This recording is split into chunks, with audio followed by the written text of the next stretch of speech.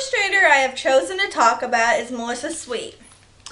Melissa Sweet has two brothers, and her favorite thing to do as a child was always making paper dolls. She loved playing with paint-by-number kits, color forms, and spirographs.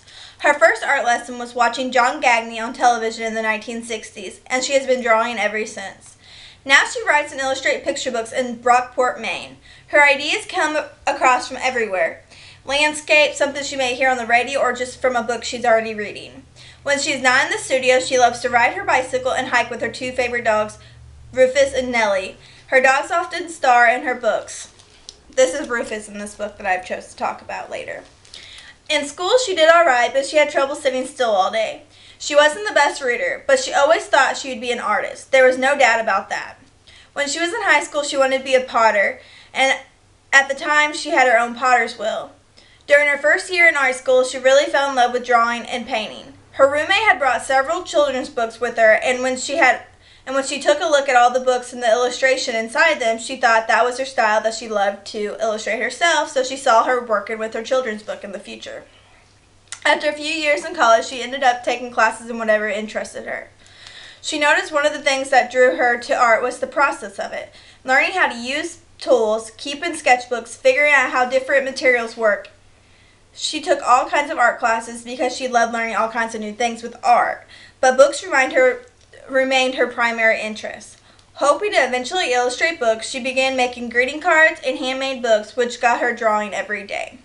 Melissa Sweet received an associate's degree from Endicott College in Beverly, Massachusetts, and studied art in the Kansas City Art Institute.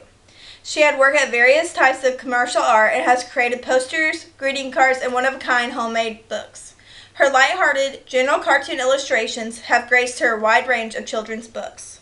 Finally, around 1985, she put together a portfolio that went to New York City to talk to an art director about getting published.